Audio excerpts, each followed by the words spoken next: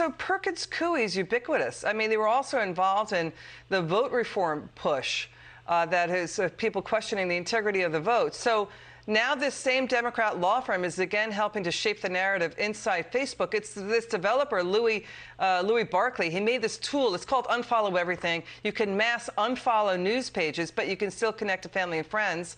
So they sent it, you're right, they sent him a cease and desist and kick him off the platform.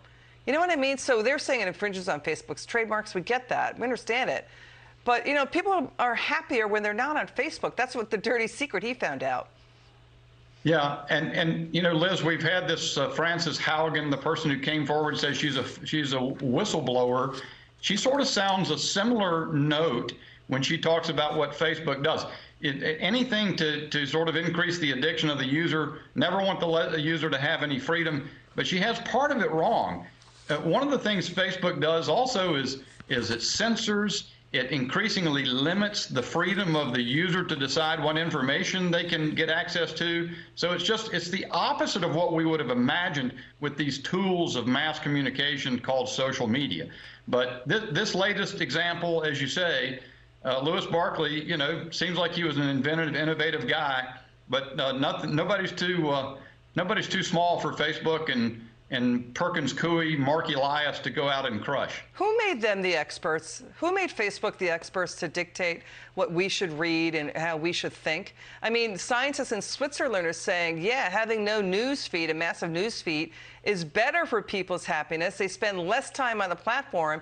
And this little guy is saying, you know, I can't take on Facebook. I'm in the UK. I would have to pay Facebook's legal fees because I'm over here in the UK. But you know, the funny thing he said, Congressman, he's saying, now I'm less addicted to Facebook because of this experience. I'm even happier than I've ever been. Your final word.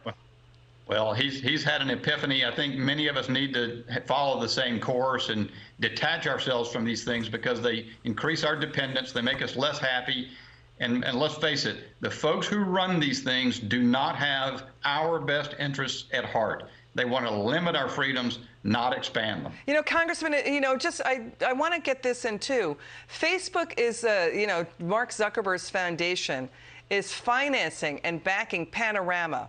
And Panorama is basically selling a toxic agenda for children inside classrooms. And parents are fighting against this. And we have the Attorney General's son-in-law is a co-founder of Panorama. They're doing data mining like Facebook does on children and their social emotional learning. Parents don't like the fact that there's pornography in school books and in school classrooms and libraries.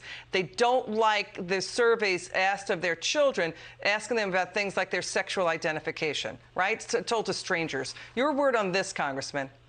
Yeah, Liz, Zuckerberg keeps showing up in all the wrong places. Panorama is selling critical race theory curriculum. It's the son-in-law of the Attorney General, Merrick Garland, runs the thing. That's a bad deal.